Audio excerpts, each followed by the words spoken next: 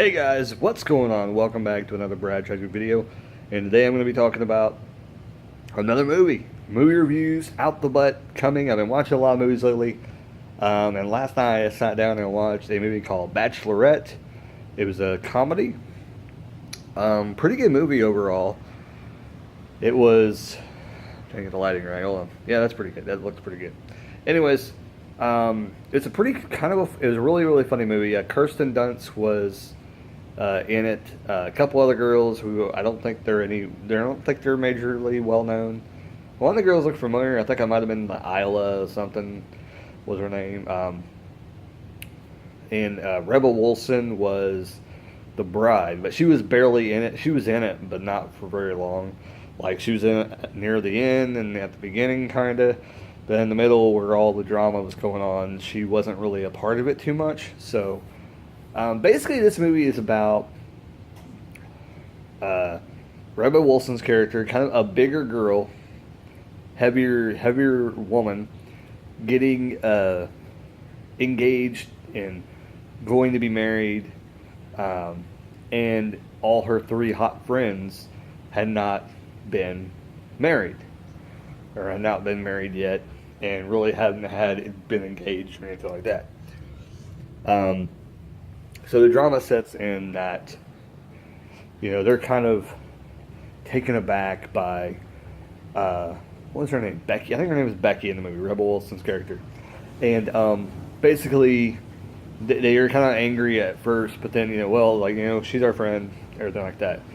And what happens is basically, I don't want to give everything away, because it's a pretty decent movie. It's actually worth probably a watch. I would recommend checking it out. It's currently on Netflix, and I don't think it's going off for a little bit. I know it probably at least a couple weeks.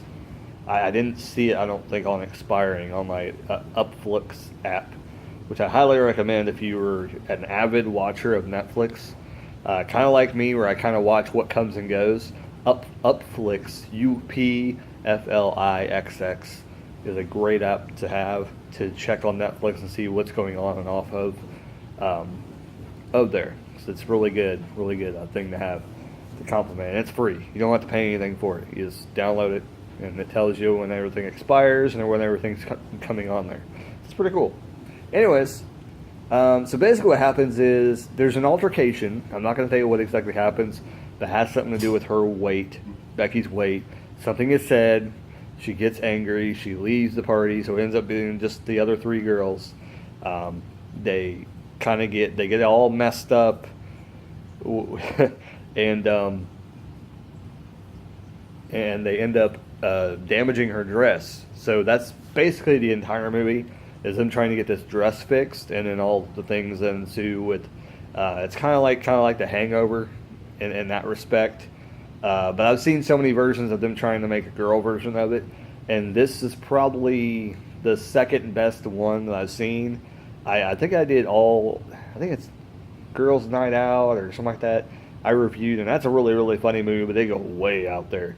And it's like super, like, rated R, like beyond rated R. That movie I watched. And this ain't quite there, because Kirsten Dunst is in it. She's not going to do anything that crazy. I mean, there's some pretty crazy scenes in this movie, though, so don't let me tell you that it's not a good movie. It's a really, really good movie, I think. I think it's pretty up there. It's not like the best movie you're ever going to see, but it's a movie that's definitely worth one watch. And, maybe it ends up being on your favorites, maybe you like it, whatever. But it's kind of a cool movie. I don't know if this is a guy's movie or a girl's movie, or if both of the sexes would like this kind of movie. I enjoyed it for what it was. I think it kind of caters to guys more, in my opinion, because the way I think women are portrayed by the guys in the movie and the way the women act in the movie, I think it kind of is geared toward guys. So I don't really know if a woman would enjoy this movie. So in that regards, I don't know if it's something you would sit down and watch with your wife.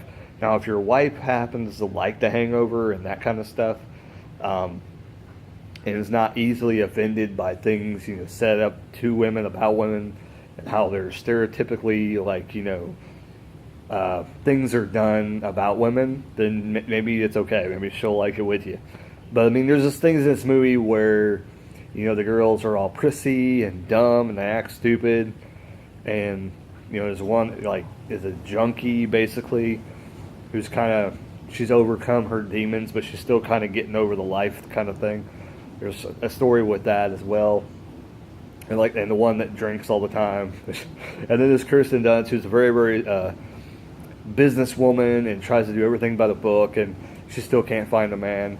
So there's all these things going on in this movie. Like I said, it's definitely worth a watch if you haven't seen it. And I don't remember this movie being in the theaters. I don't think this was the movie that I'm thinking about. There's another movie that's actually coming out, I don't think this is the movie. I don't remember what that movie is called, but there's another one coming out too. And it actually looks like it's going to beat all of them that I've watched so far. And I've seen about 3 of them. One of them was extremely boring.